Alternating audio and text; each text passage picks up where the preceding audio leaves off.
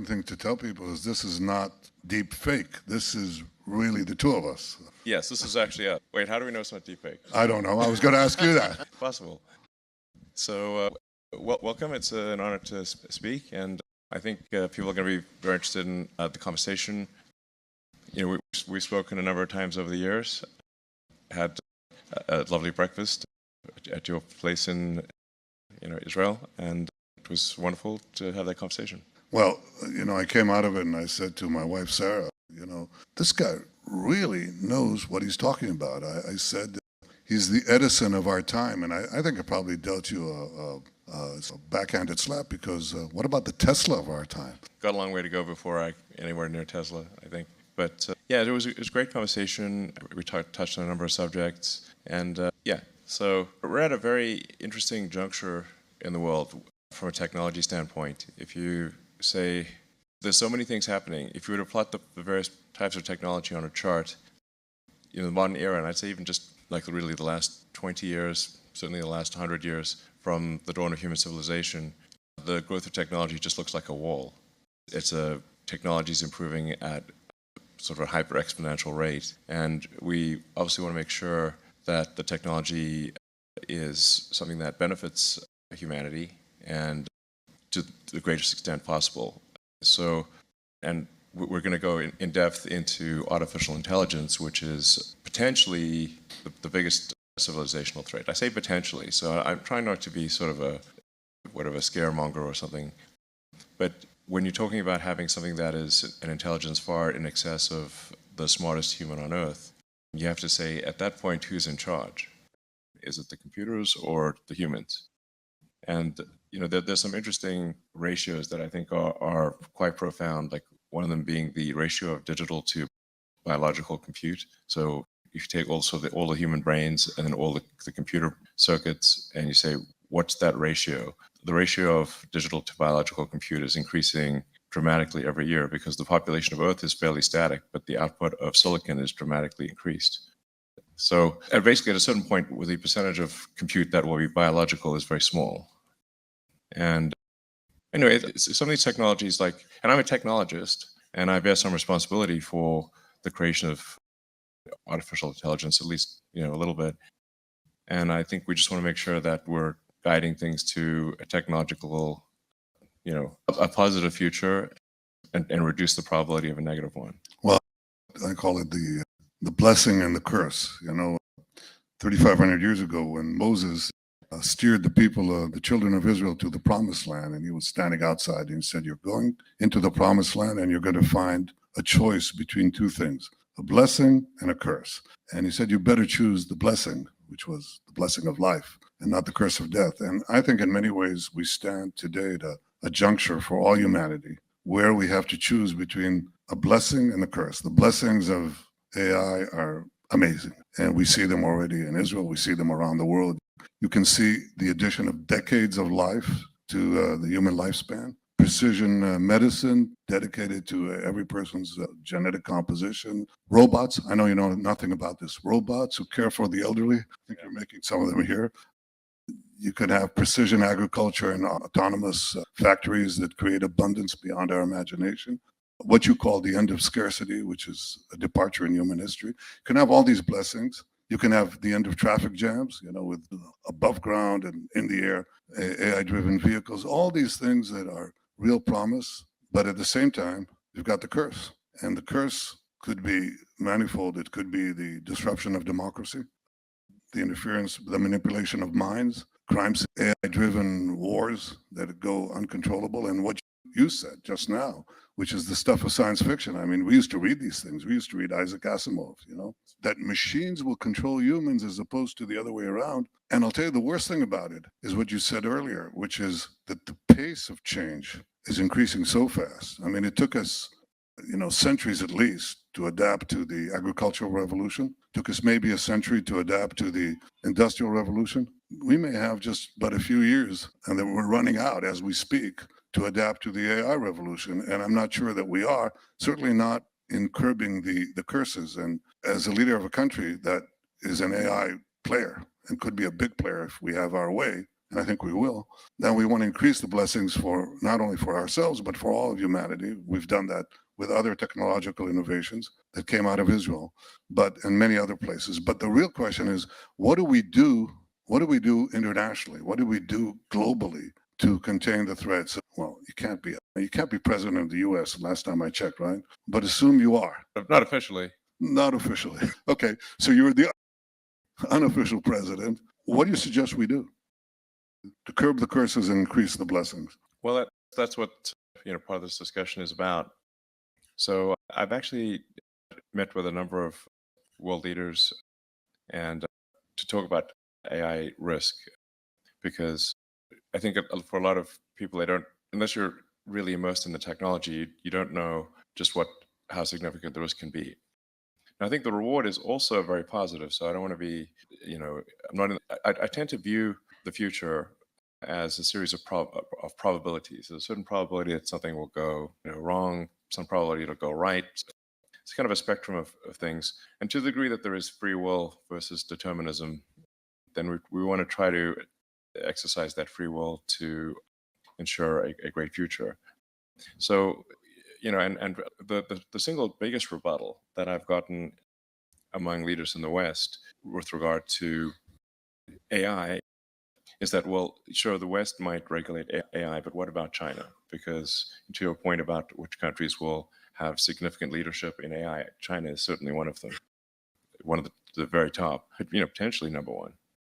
So, so if China basically does not regulate while others do, then will the other countries be at a disadvantage? That was the single most common rebuttal that I got. So I went to China, met with some of the senior leadership, and I talked about the risks of AI.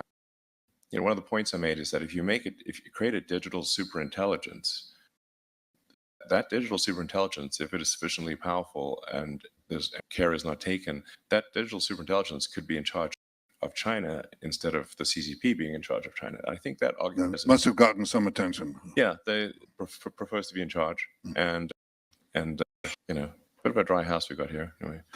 Anyway, so I think that they understand the argument. Like, look, if you create digital God and now that is the boss of you, that's not something that's to them. So let me give any government. Yeah, I think there's another thing though. I mean, I see this as three layers. How do you? I've been thinking about this ever since we spoke about it. How do we? And I read some of the books, including some of the people that we're going to talk about later. Tegmark's book, which I thought was really absorbing and stimulating. But how do you get the international regime to control this thing? Okay.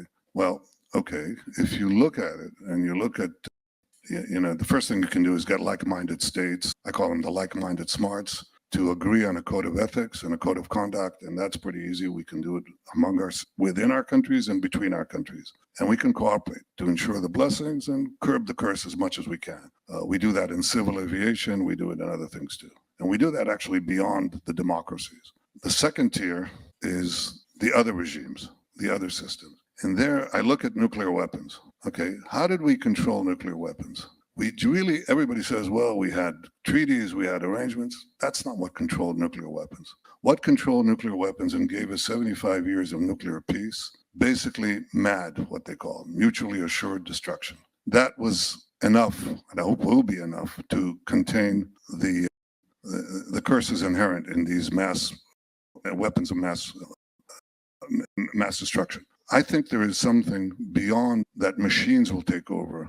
It's that if we don't have a code of conduct between the major powers, you'll have MAC, mutually assured chaos. If anybody punches the other side and you'll have a response, then you'll have a runaway chain of events that could foster such global disruption that everybody loses. So that may persuade the established powers and superpowers. But then you have the third problem, which I think is the most difficult one.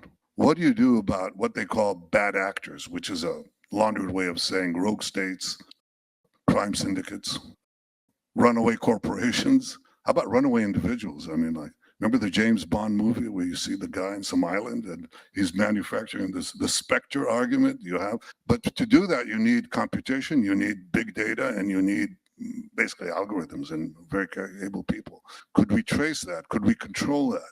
Assuming we got the first part, the like-minded smarts. and then we had some kind of code of conduct and mutual deterrence among the big guys, could we police the planet against the little guys or the rogue factors? Yeah, that's a great question. And I think the answer with respect to digital superintelligence is yes, because although like if you see a movie like say Terminator, you see the intelligence appears to be in the robot, but actually the intelligence is in large data centers, large server centers. So think of it more like if you see some of these data centers, you just see computers, like you can practically see the curve of the Earth. That's how long the corridors are. I mean, these gigantic, massive warehouses or buildings with, in some cases, hundreds of thousands of computers. For extreme digital superintelligence, it's not subtle. So it's not someone in barriers. What you're saying is there are barriers to entry that will be difficult to overcome. What I'm saying is that you'll be able to see if you have an infrared camera from space, you'll be able to see whether it's traceable. You can actually identify it. Yes, because if you've got a sort of say 100 megawatt data center, that you're going to have 100 megawatts of heat column. So in infrared, this will show up like, it won't be subtle. It's not a drug dealer. It's not a drug dealer in the Amazon who's doing this. No, it's hard to hide a giant service center.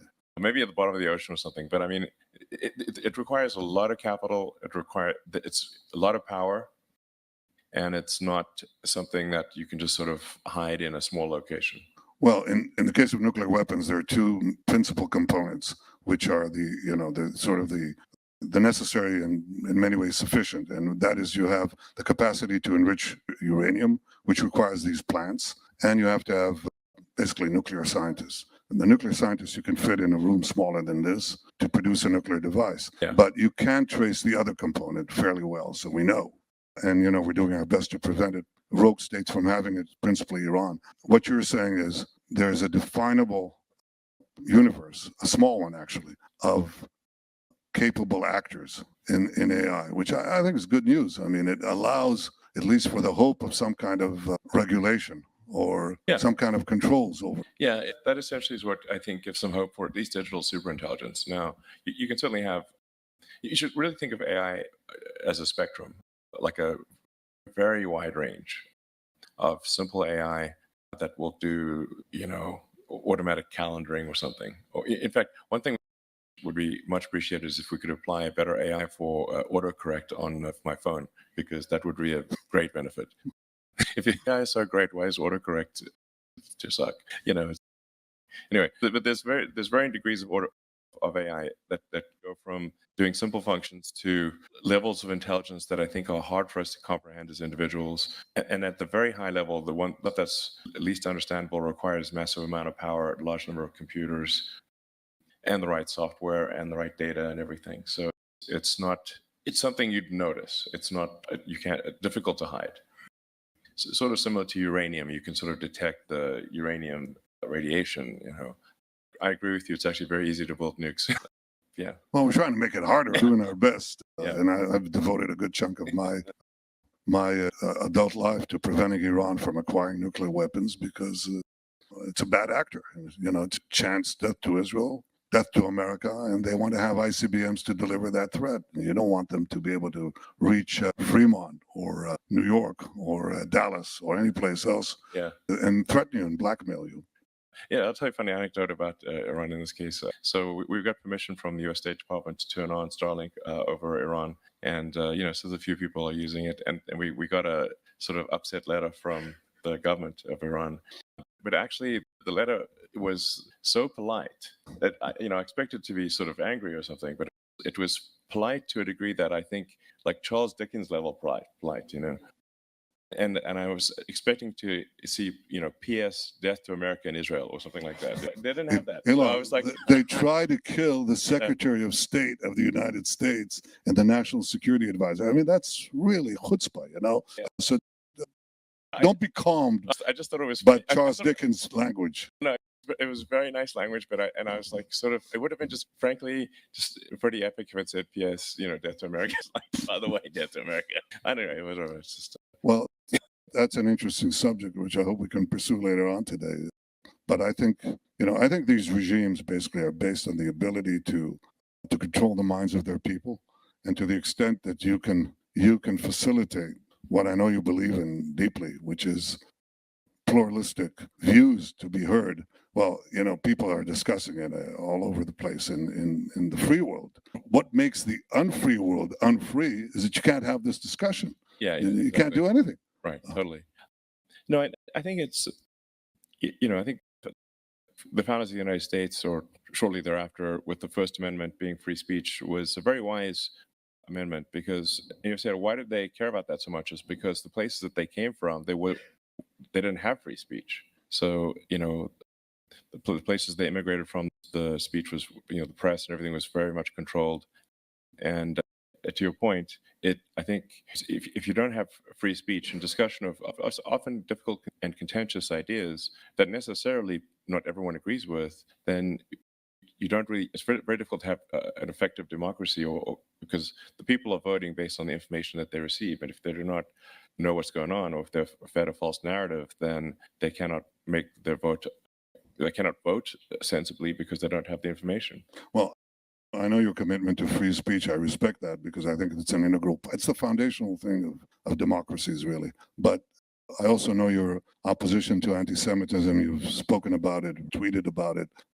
And all I can say is that I hope you find within the confines of the First Amendment the ability to stop not only anti-Semitism or roll it back as best you can, but any collective hatred of a people that anti-Semitism represents. And I know you're committed to that. I hope you succeed in it. It's not an easy task, but I encourage you and urge you to find a balance. It's a tough one. Yeah, I mean, I think generally, I'm sort of against attacking any group. Doesn't matter who it is. I'm in favor of that which furthers civilization and which ultimately leads us to become a spacefaring civilization, and where we understand the nature of the universe. So we can't do that if there's a lot of infighting and and hatred and negativity. So obviously I'm against anti-Semitism. I'm against really anything that is that promotes hate and conflict. And I'm in favor of that which helps build society and take us to a better future for humanity collectively. So, and now is this like, and I think one can actually argue that really everyone should have this view. All it requires is long-term thinking. And if you're long-term thinking, you say like, okay, well, so basically you can say like, even if, hypothetically, if someone is, say, completely self-centered, well, it's like, well, how would you feel about if you didn't have civilization? It's very easy to figure that out. Just go into the forest with nothing and see how long you want to live there. Just watch an episode of Naked and Afraid and see how long you live. You may die very quickly. Yeah, no, exactly. So it's like civilization turns out it's pretty nice, actually. For we may quibble about civilization, but it's easy to experience not civilization by just going into some place where there are no people and seeing what it's like, and you very quickly come back to civilization. So unless you're Ted Kaczynski or something, so you like living in the forest. So yeah, so now free speech does at times mean that someone you don't like is saying something you don't like. If you don't have that, then it's not free speech. Now that doesn't mean some sort of negativity should be pushed upon people, because for the X platform, unless it's interesting, entertaining, engaging, then we will lose users. People will want to not use our system if they find it to be unpleasant. Our overarching goal for the X platform is to maximize unregretted user time. So if you spend half an hour on the X platform, did you learn a lot? Were you entertained? Did you perhaps laugh a little bit? In fact, I find it to be the best source of humor. I laugh more on stuff that I read on X than everything else combined. So, I think that's a good thing. But it's also important to bear in mind that there are 550 million monthly users, now going to maybe 600 million monthly users. And, and any given day, there's on the order of 100 to 200 million posts to the system. This is a lot of material. So in amongst the 100 or 200 million, and I'm excluding retweets or reposts, as I say, new wording, some of those are going to be bad.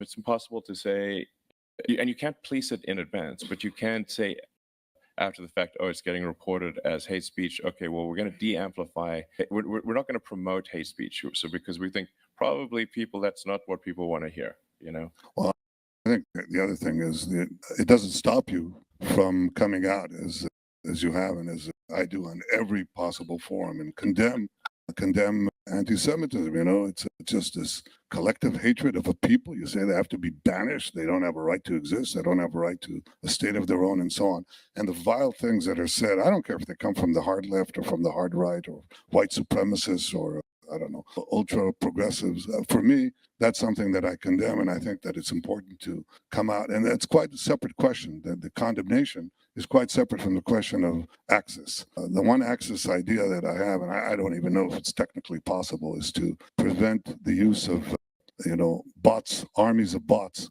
to replicate and amplify it. So at least if you get a crazy guy and a hateful guy, let him be speaking for one voice rather than arming, an army of fake millions to do this. Absolutely.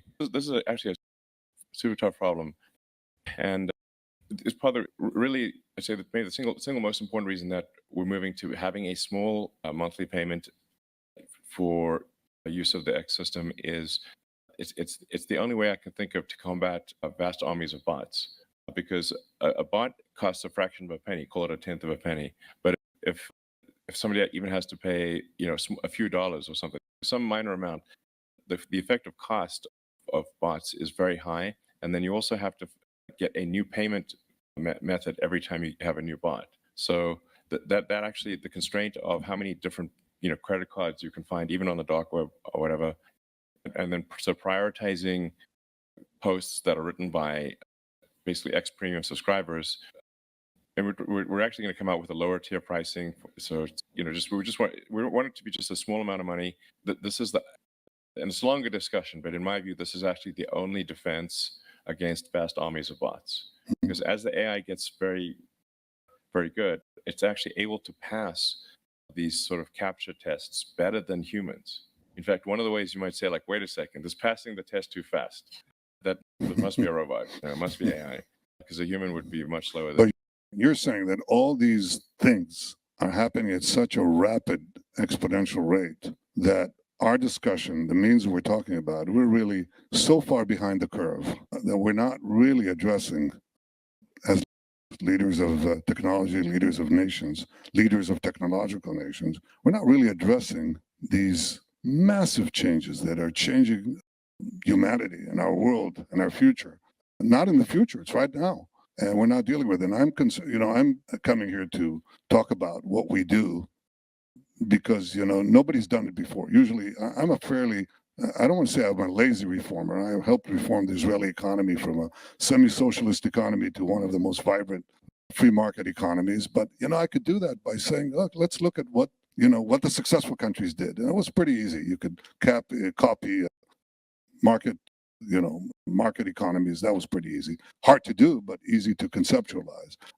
When we had to deal with cyber, there was no model, and we just went along, changed ourselves as we went along, and figured out how to make Israel, one of the leading cyber powers to protect ourselves. Yeah. But when I look here, there's really no one to look at. So I came to you, and I look forward to the meeting we're going to have in a short while to talk about what's the model that a democratic country, and I have to say Israel will be always a democratic country. What does a democratic country do? How does it cooperate with other democracies? How does it cooperate with other nations to get a handle on this? I don't want to say this demon that has been released. You didn't create a demon, but you created the blessing, and it's got a curse next to it. It doesn't come free. And I think we don't have much time. And I think this is the single most important development in our lifetime, and in many ways, perhaps in history. We don't have much time to deal with shaping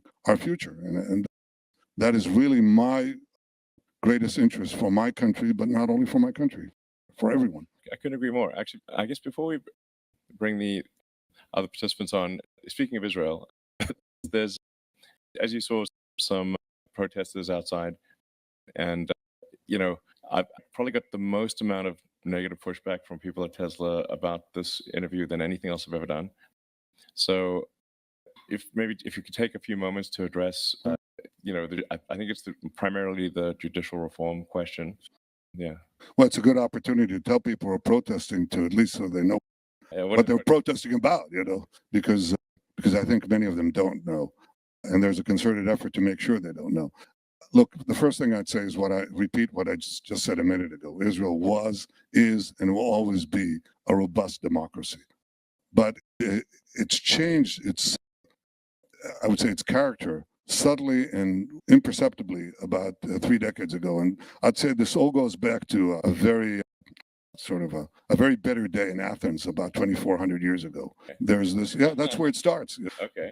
I told you history has its roots. Well, there's this brilliant 28-year-old man who sees his beloved teacher forced to drink a cup of hemlock, Socrates. And he says, and it was forced by the Athenian Assembly, the democracy of Athens. And Plato says, and that's a 28-year-old man, he says, what is this crazy system, this democracy? There has to be a better thing. And the better thing, he says, is a utopia where the philosopher is king.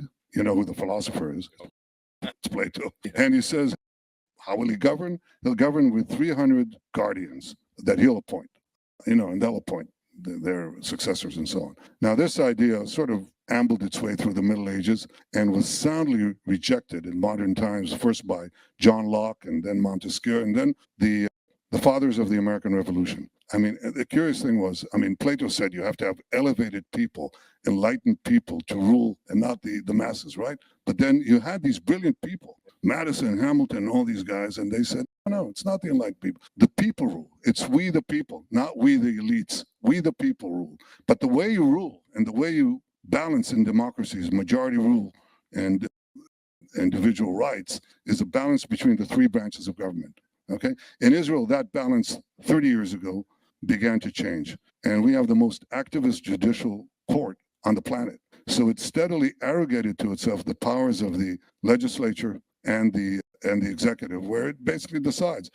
Democracy is supposed to be checks and balances of the 3 branches on each other. In Israel, the judiciary has no checks and no balances. It just has power. And so there's a request to try to bring it back into line. And that has been sort of boiling all the time. I came in and there was a proposal put in, which I thought was bad, which is to reject one imbalance by creating another imbalance. If the court can rule against any decision made by the government or the parliament, then let's now correct it by having the parliament reject any decision with a simple majority that the court makes. I thought that's a mistake. It's moving the pendulum from one side to the other side. It has to be in a happy middle. I've been looking for that happy middle. I have a majority in the parliament, in the Knesset, to legislate anything, but I didn't. I held back because I want this to be a consensus. And so we made the minimal changes that would bring back a little of the balance that we had in Israel's first 50 years. And that's what we're trying to do now. I'm still reaching for a consensus. If I can't reach it with the other side of the political aisle, which becomes very difficult in today's democracies with the polarizing effect of social media and big money and big data that is used to polarize even further, to arrange demonstrations anywhere on the planet, then if I can't do it with the other side of the aisle, then I want to do it with the public. That is to have as broad a consensus for a minor correction, basically some correction on how we choose judges, because otherwise we have, basically 15, in many ways, unelected officials. By the way, I think gifted people, good people, but they replace the government. They're sort of unelected and they decide everything. That's not exactly democracy. So we're trying to get Israel back to where it was before. I hope we succeed. I can tell you that as soon as I get back to Israel after this week, that's what I'm going to focus my attention on. I hope we succeed. But it's not, I'm described as something between, Attila the Hun and Genghis Khan. Elon, you read a lot of books. I read the Federalist papers a couple of times, I'm versed in the theories of democracy and the balance between the 3 branches of government. That's what I'm trying to achieve, nothing more. And it's not an easy thing to be maligned. I know you've never seen that, right? Is that right? Yeah, no, me maligned, never. So, yeah, no, I guess, and we don't want to spend obviously too much time on the subject since this is primarily about AI sort of existential risk, but and it's difficult for people here to say know exactly how other systems work. But certainly the press in the US has not portrayed the reforms you mentioned in a positive light. Well, especially the New York Times. I mean, they're a fantastic, obsessive, but they usually get it wrong, so it's not important. So, I mean, yeah, in the US, like the courts cannot really produce new laws, but they can Nullify. Provided it's against the Constitution. Exactly. Right. Exactly. Well, in Israel, we don't. In Israel, we supposedly have basic laws that constitute a constitution. Now, the debate in Israel is whether the court can actually change the basic laws, and it's a big debate. I don't want to get into that but there's always a balance. You know the way you balance the power of the people, the majority, with the court in America is that the politicians choose the judges. Okay, that's something that creates constant tension, obviously, including today. But that's built in the democracy. There's tension between the various branches of government. You have to resolve to make sure that you're somewhere in the middle and not in one of the extremes. And that's what I hope I can achieve in Israel. So and I think it'll come out. People will see that Israel was a democracy and will be, in my opinion, a stronger democracy after the dust settles. Sounds good. It's easier than AI. Yeah, sounds good. Well, great. I guess back to AI. Is this the appropriate time to bring people on? Only after you answer one of my questions I wanted to ask you. I want to ask you two questions. Okay. First one is, who's the person that most influenced you? Well, I've been influenced by a lot of people. I've read a lot of a voracious reader of books. I would say probably Douglas Adams' Hitchhiker's Guide to the Galaxy would be the single most influential book, which is really a book on philosophy disguised as humor. So that'll probably be my number one. I mean, I think Lord of the Rings is one of my favorite books as well. Asimov, the Foundation series was actually helped inspire me to try to make life multi-planetary, because I think that improves the probable lifespan of civilization. So what about you? Well, the person who most influenced me was my father, who was a great historian. And he was also the editor. You might find this interesting because you read encyclopedias. He was the editor-in-chief of the Hebrew Encyclopedia. So he sort of, but I once asked him when I decided to run for the prime minister, and this is a few decades ago, because I've been reelected 6 times. So I asked him, Father, what is, the most essential quality that you need to be the prime minister of Israel? And he said to me, well, what do you think? And I said, well, you have to have a vision, and you have to have the resolve and flexibility to achieve it. And he said, well, you need that for anything. And I said, so what is the most essential thing? And he said a word that surprised me. He said, education. You have to have a broad and deep education. Otherwise, you'll be at the mercy of your clerks. Otherwise, you won't navigate the course that you want to reach. You'll be navigated to the course they want to reach. And I found that to be actually very sound advice that I find hard to maintain, but I read also all the time to increase the intellectual capital and not deplete it. And I think that also makes life more interesting, as I'm sure you do. I think you read more books than I have, but I try to read a lot. Yeah, well, I think that generally would be good advice for, kids or adults, frankly, is just to read more. Who reads today? Do people read? I know. Unfortunately, I think reading has taken somewhat of a hit. That's because people read tweets. That's what they do. Well, they watch TikTok videos live, which it's not, you learn something, I suppose, but there's much less reading. And the things that I think if I'd had the internet back then with the great movies, video games, and that kind of thing, I would have read much less than I did. I kind of read the encyclopedia out of desperation because I didn't have anything else to read. You read the whole encyclopedia? Yeah, pretty. I skipped. I'd get something that I'm not that interested in, and I'll skip past it. So, but yeah, pretty much. That's desperation. It was desperation. No, it's just like I'm running out of books. Well, but I think it was probably a better encyclopedia than the one. These digital encyclopedias today, which are unfortunately edited in ways that are not, that don't necessarily bring out, the balanced views of things. Yeah, I mean, the fun thing about, say, like Wikipedia is, like there's an old saying, like, history is written by the victors. It's like, well, yes, but not if your enemies are still alive and have a lot of time on their hands to edit Wikipedia. History is written by the people who can harness the most editors. Yeah, I mean, the loser has just got a lot of time on their hands, and it's like, what are they going to do? Edit Wikipedia? And literally. So, yeah. Well, should we perhaps bring, okay. Oh, we're going to take a break. Okay. Okay. So it sounds like we're going to wrap up this and then take a break. And then we'll add Max Tegmark and Greg Brockman. So is there any last words you'd like to say for just the two of us?